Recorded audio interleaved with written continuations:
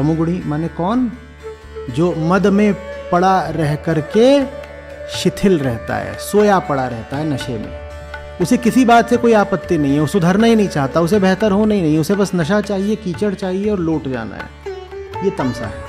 राजसिक व्यक्ति कौन होता है? राजसिक व्यक्ति होता है जो कुछ करके इस संसार में कुछ अर्जित करना चाहता है। दो तरह की राजसिकता होती है, एक सांसारिक और एक धार्मिक।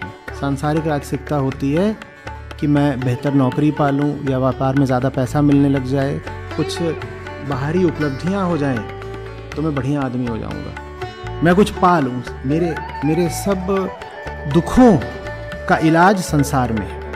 ये है सांसारिक राजसिकता। धार्मिक राजसिकता क्या होती है? उसका नाम होता है कर्मकांड। मैं देवताओं की पूजा करूँगा तो मेरी मनोकामना पूरी कर देंगे। हमेशा मंत्रों में आप देवी देवताओं से कुछ ना कुछ मांग रहे होते हो, यही राजसिकता है। आप हमेशा क्या मांग रहे होते हो?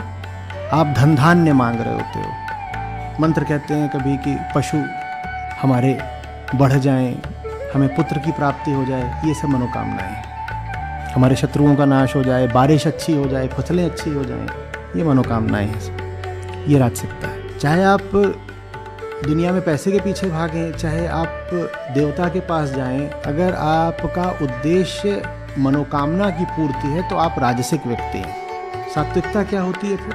जहाँ आप जान जाते हो कि आपका दुख कुछ मांग करके, कुछ पा करके नहीं मिटेगा, ज्ञान से मिटेगा, वो सात्विकता होती है। इसीलिए वेदों में जो कर्म कांड है, ज्ञान कांड उससे कहीं ज़्यादा श्रेष्ठ है।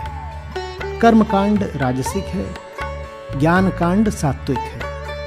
कर्म कांड राजसिक क्यों है? क्योंकि उसमें मनोकामना है, कुछ मिल जाए। कृष्ण कह रहे हैं ये जो रजस है, जो तुम्हारे भीतर तुम्हारी तमाम इच्छाएं बन के बैठी हुई है, यही सारे पाप करवाती है तुमसे। इच्छा से आपको ये भ्रम हो जाता है कि अब बस दुख दूर होने ही वाले हैं, और दुख उससे दूर होते नहीं। चाहे वो पूरी हो इच्छा, चाहे न पूरी हो, उससे दुख नहीं दूर होता।